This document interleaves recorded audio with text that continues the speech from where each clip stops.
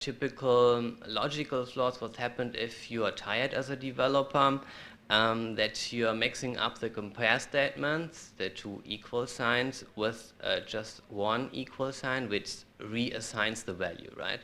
And also the same issue applies if you're doing logical or, unfortunately, bit operation on that. The next point are false assumptions of the safe API. Because you're not reading the documentation and you just only expect what the method names is giving to you. And next one is endless loop condition due parsing bugs. This also happened quite often. I recommend you to fuss maybe the M player.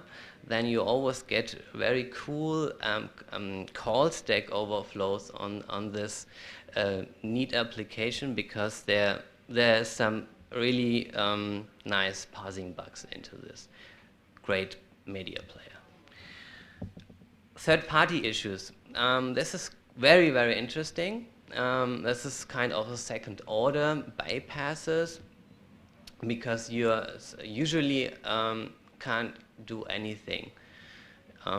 So we have the web server side, we have the browsers, we have the browser plugins, we have also the operating system, which can help us to bypass the cross-site scripting filter, and also we can use the API, an example for Facebook or for MySpace or for eBay, and we are able then to trigger cross-site scripting.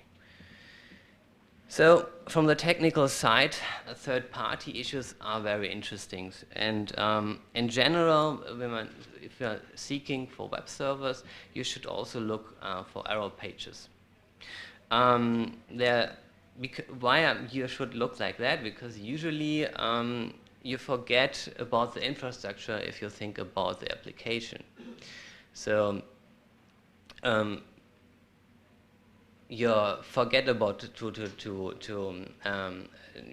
to exclude examples there, but also to forget about the hardening guidelines if you have someone. So whatever module you are using, this maybe is prone to cross-site scripting. And for this case, be aware of it. Just be always up to date. And the error pages, the last one from Apache, affects the 413, the request entity to large parse error, and it's not so old. Then we have the browser, which is very, very interesting because it's a really black box. So there are some issues that Internet Explorer had, Opera and Firefox, I don't know if you're aware of the multiple web browser UTF cross-domain character set inheritance. This was discovered by Stefan Esser, and he found out that if you're putting some child frames, the Internet Explorer 7 and afterwards also Opera and Firefox, they inherit the default char set for the parent window. And even if the character is specified in the content type header on the meta tag, then you was able to pass UTF-7 string. And for this case, then you was able to do kind of cross-site scripting. The next point, the big issue on that is the parsing of HTML and JavaScript, and also canonicalization issues. So we have, for the Firefox, last year, the invalid trailing character in HTML tag attributes. So we had kind of often a on-load invan, and you put some characters afterwards, and this browser or the JavaScript engine of Firefox did not care about it and just execute the statement afterwards. We have also some strange behavior if we dealing with ASCII characters, if we not are in the range of a 7-bit. And we have also null bytes which help us. So the null byte, and especially in Internet Explorer, is completed ignored. So also antivirus industry is now aware of it. So what you can do is to put also a kind of virus inside and put also null bytes in between, of an example for file names. And if you're just looking for file names in your blacklist, then you are able also to bypass it. So, and it's going on. Especially if you're dealing with different kind of character sets.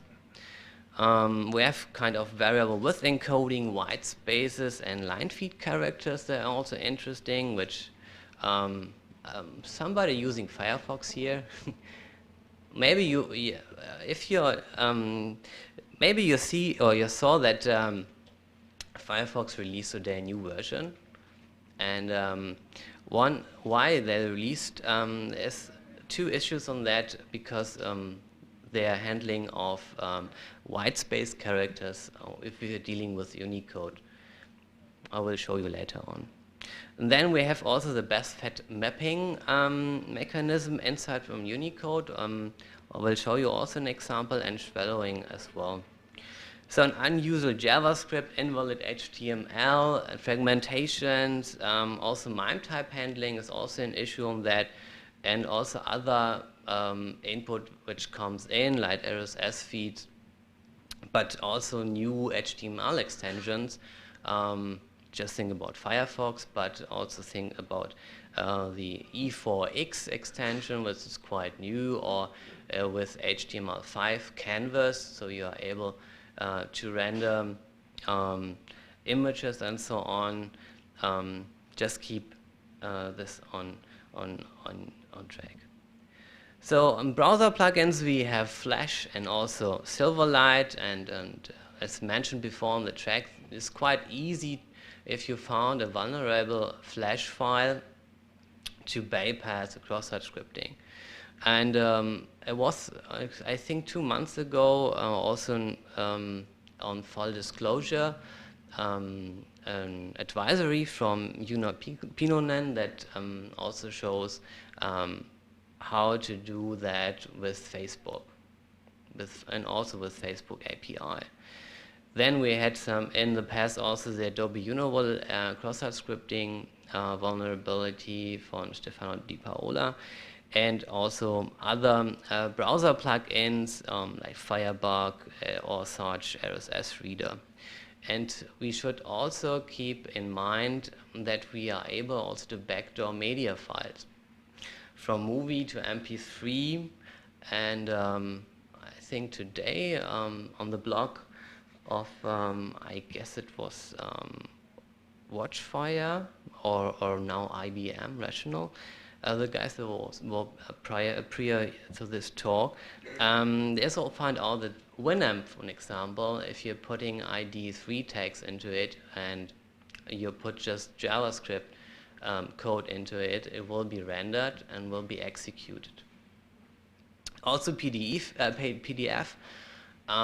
Usually Adobe comes up with enabled JavaScript, so be careful if you open a file which is called in the end .pdf. You are able, in the beginning, before the first page is shown, that this JavaScript can be executed, and there was in the past also some exploits in the wild.